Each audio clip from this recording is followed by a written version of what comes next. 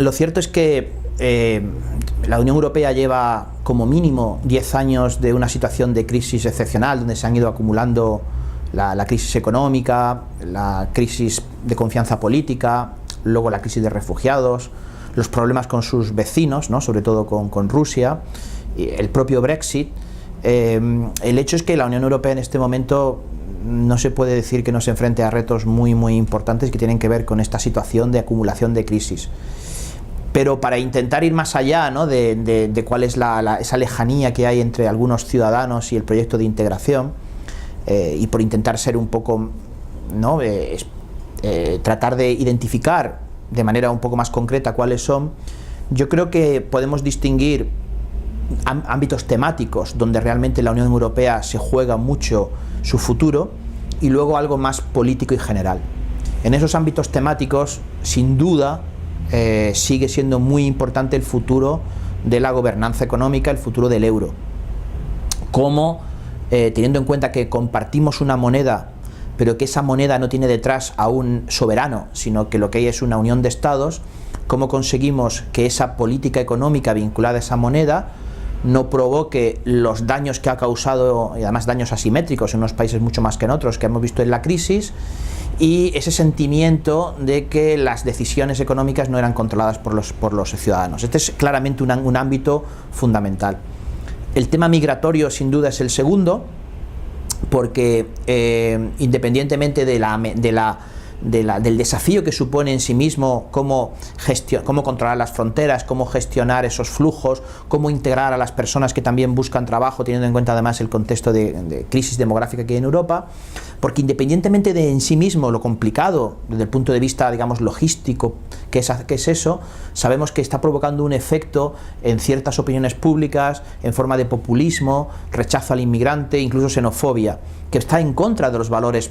fundantes de la integración europea, y ese es otro gran elemento sin duda. Entonces yo creo que esos dos ámbitos son especialmente importantes, y yo añadiría un tercero que tiene que ver con Europa frente a la globalización, ¿no? En un momento además en el cual nos alejamos de Estados Unidos, donde las otras potencias como China no comparten nuestros valores o muchos de nuestros valores, como tenemos la agresividad rusa, pues en ese contexto cómo afirmar los valores y los intereses de la Unión Europea en el mundo global, tanto desde el punto de vista de la seguridad, desde el punto de vista de los derechos humanos, desde el punto de vista del comercio, del multilateralismo, pues ese es el otro gran ámbito temático. Yo diría que esos tres, ¿no?, futuro del euro y de la gobernanza económica, todo lo que tiene que ver con el tema migratorio y lo que es Europa en el mundo. Y luego el gran ámbito político, que es lo que he comentado al principio, la reconexión o la conexión con la ciudadanía, que la ciudadanía sienta, que muchos sí lo sienten, pero otros muchos sabemos que no, que estar en la Unión Europea mejora la calidad de la democracia, mejora la capacidad de influir en las grandes decisiones de la vida, que además eso va acompañado de un sentimiento de integración contra el nacionalismo, y que los ciudadanos piensen que son influyentes en Europa. ¿Cómo hacerlo? Bueno, pues yo diría que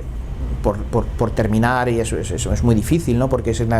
pero el cómo hacerlo parte desde luego de ser fieles a los fundamentos que hicieron de la integración un éxito. Es decir, en lugar de pensar en que las cosas se hacen por voluntad política, por cooperación intergubernamental, que bueno, que está muy bien, pero sabemos que el éxito de la integración europea en todos estos años ha sido porque había un método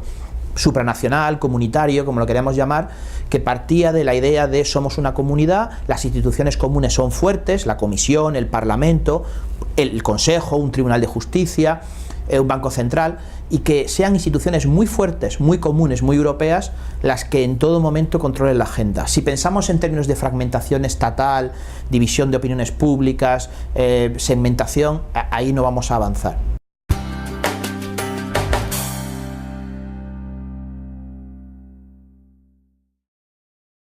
Los que somos europeístas a veces tenemos la tentación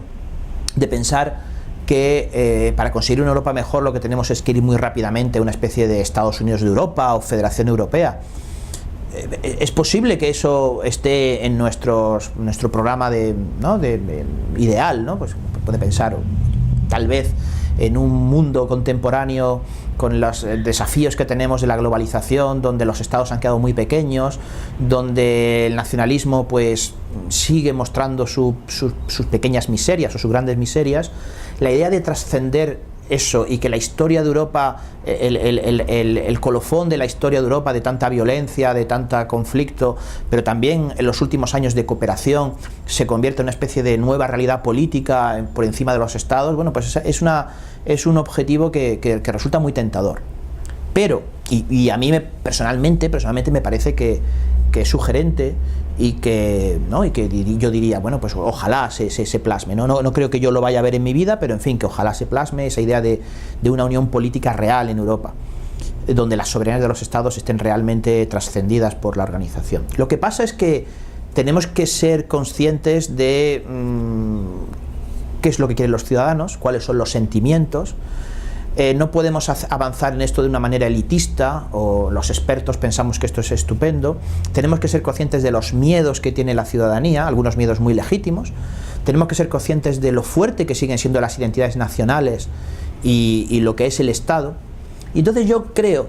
que, sin renunciar a la utopía o sin renunciar al programa ideal, yo creo que lo que habría que hacer es ser capaces de entender que la Unión Europea tiene que ayudar a los Estados a que sean los estados más fuertes, y los estados tienen que ayudar a la Unión Europea a que sea más fuerte. Es decir, tenemos que conseguir una suma positiva. No debe de ser, a mi juicio, por lo menos en los próximos años, y mientras no haya claramente un apetito federalizante en la opinión pública de todos los países, que yo creo que desgraciadamente no se da, yo creo que el objetivo debe ser más hacer sumas positivas, que el Estado, los Estados miembros, sean más democráticos, más eficaces, más capaces de desarrollar sus políticas, sus competencias, y al mismo tiempo que la Unión Europea lo sea también, que haya un reparto de funciones, de papeles y una cooperación entre los dos para que la Unión Europea sea mejor, sin que eso signifique vaciar a los Estados de contenido. No es yo te vacío porque voy a construir una gran unión federal, sino los dos vamos a avanzar.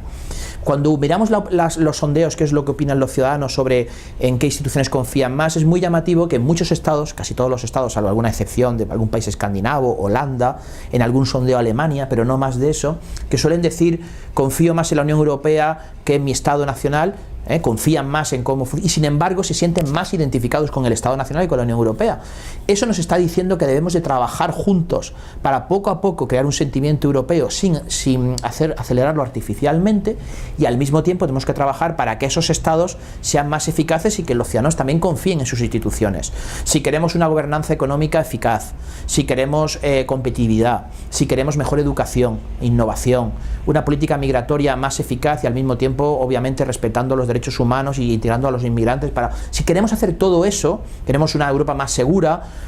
tenemos que conseguir que los Estados miembros ellos mismos funcionen mejor. Una de las grandes cosas cuando uno evalúa por qué la integración europea ha sido buena para España, no es solamente por todo lo que España haya podido dar a la Unión Europea, que algo ha dado porque somos un país europeísta, sino porque todo como la Unión Europea ha ayudado a España, al Estado, y cuando digo el Estado me estoy refiriendo también a la comunidad, a todo lo que es España como comunidad política, a ser mejor, en términos de dinero, pero en términos de ideas, un mundo más abierto. Por tanto, la integración europea no es en sí mismo el objetivo conseguir, sino yo creo que es cómo ayudamos a los Estados a que gracias a la Unión Europea sean mejores, y cómo los Estados hacen que la Unión Europea, en aquello que tiene que ser dirigido a nivel europeo, como la moneda o como ojalá pronto la política exterior, sea también mejor.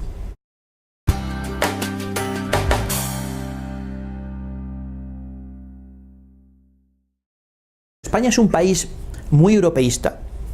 Esto parece una especie de mantra que se dice, ¿no? Bueno, pues que España es muy europeísta, pero cuando uno observa el Eurobarómetro,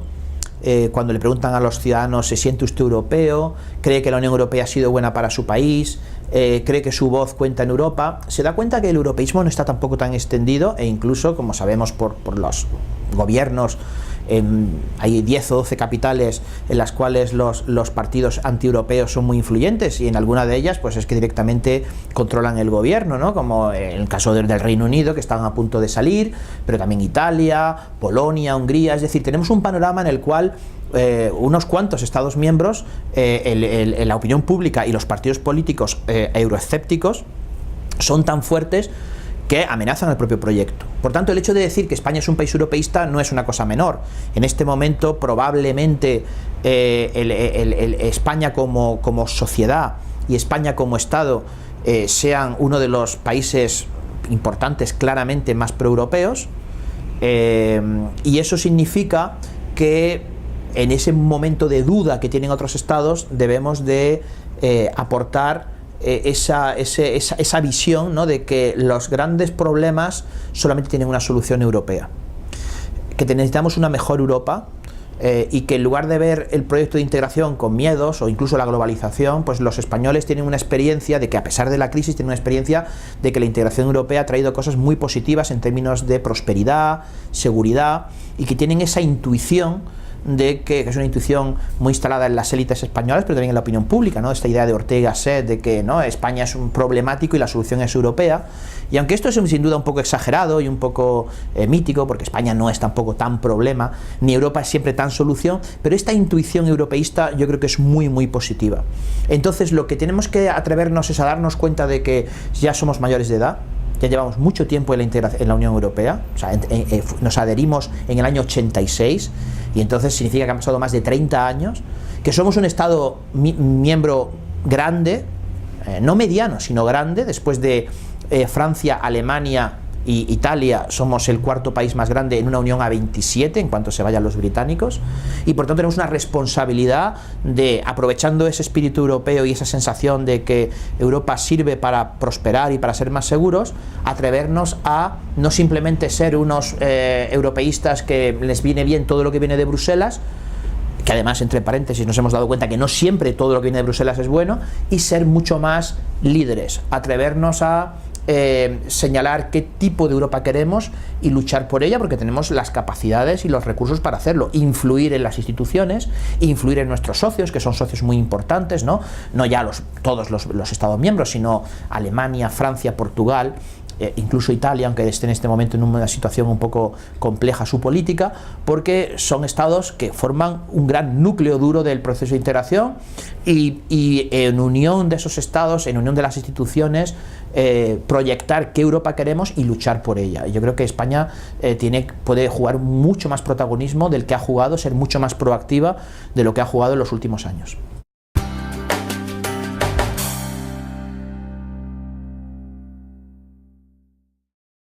España es un estado que, como sabemos, desde el año 2010, ¿no?, cuando la crisis financiera global se convirtió en una crisis de deuda pública de la eurozona, hasta el año 2013, fueron prácticamente 4 años en que España lo pasó muy, muy mal. Y de hecho aún tenemos muchos efectos derivados de esa crisis. Es verdad que hemos recuperado prácticamente la riqueza que teníamos antes de la crisis, es verdad que incluso hemos generado ahora mucho empleo, aunque no todo, pero la sensación de austeridad, de desempoderamiento, de recortes, de cierta injusticia, de alejamiento de Bruselas me refiero de alejamiento de lo que es las decisiones que tomaba la Unión Europea. A veces era, ¿no?, Bruselas, Berlín, Frankfurt, donde está el Banco Central. Pues ese sentimiento ha impactado en España, pero al mismo tiempo no ha impactado de la misma manera que lo ha hecho, por ejemplo, en Italia. Los españoles tenemos la experiencia de que la Unión Europea tiene cosas muy positivas, y nos hemos dado cuenta que si no funciona bien también puede tener las negativas, pero el juicio general sigue siendo bueno. Eso significa que somos mayores de edad, o deberíamos de ser mayores de edad, para darnos cuenta de que siguiendo con nuestra senda europeísta, que la mantenemos afortunadamente, hay cosas que pueden funcionar mucho mejor, y que si no se arreglan pueden provocar una segunda crisis o un segundo impacto que ahí sí pueda crear muchas más dudas, y que España se convierta en otra Italia con una opinión pública mucho más hostil a la integración. Por tanto, España puede ser el socio, un socio muy importante, entre otras cosas porque es un Estado miembro grande, que pueda al mismo tiempo que señalar cuáles son esas carencias de la gobernanza del euro, que básicamente tiene que ver con un déficit de solidaridad. Si tenemos una moneda única, necesitamos pensar que compartimos también algunos de los riesgos que genera un choque asimétrico injusto, que puede provocar más daño en un estado que en otro. Entonces, los estados que se benefician de la integración o que son contribuyentes netos y acreedores, los países más ricos, para entendernos, tienen una responsabilidad, y eso significa, pues en algún caso, mutualizar en riesgos, aunque eso suponga alguna transferencia de dinero. Pero es decir, esa idea de la Europa necesita creerse más que es una auténtica comunidad política, y eso hay que convencer a los alemanes para que la unión bancaria sea ambiciosa y haya una garantía de depósitos, para que la unión fiscal tenga un auténtico mecanismo de Fondo Monetario Europeo que pueda responder a eso, y un presupuesto europeo, política económica, una unión económica donde las reformas económicas piensen en cómo mejorar la innovación, piensen en el desempleo juvenil, o sea, que haya una visión más generosa, más solidaria, pero al mismo tiempo, y esto también es lógico, los países acreedores, los países más ricos, quieren por parte de los países de la periferia, o los países que han sido, ¿no?, los países deudores, pues un compromiso de seriedad, de estabilidad, de tomarse en serio las reformas, de tomarse en serio la competición, en el sentido de tener una sociedad más educada, más innovadora, de no permitir que el Estado quede capturado por lógicas clientelares. Y España, que es un país que ha hecho reformas, que es capaz, ha demostrado que es capaz de hacer reformas, y que la sociedad, a pesar del daño que ha causado, pero digamos ha asumido esos ajustes y volvemos a crecer, pues yo creo que esa combinación de país del sur que ha sido capaz de ver lo malo que tiene una mala gobernanza económica, pero que al mismo tiempo también ha hecho sus deberes, pues nos pone en una posición, yo creo, privilegiada para moldear ese debate que se está produciendo justamente ahora, y conseguir convencer a esos países acreedores de que hace falta esos flujos, esa solidaridad, a cambio de un compromiso por la estabilidad y por la seriedad, obviamente en el medio largo plazo, y que a veces una cierta flexibilidad intelectual y política, que a veces le ha faltado a Alemania y a algunos de los otros países acreedores como Holanda o Finlandia, pues que un poco de flexibilidad política e intelectual es buena para el futuro, para el proyecto europeo. Yo creo que España tiene que ser atrevida, audaz, pero sabiendo medir muy bien de que los países acreedores también tienen legítimamente sus preocupaciones y sus objetivos, y cómo ser capaces de hacer ese puente, ¿no? Tener claro que somos un país que lo ha pasado mal, pero también tener empatía con los estados, que necesitamos convencerles de que la gobernanza del euro pasa por ese gran pacto entre solidaridad y estabilidad.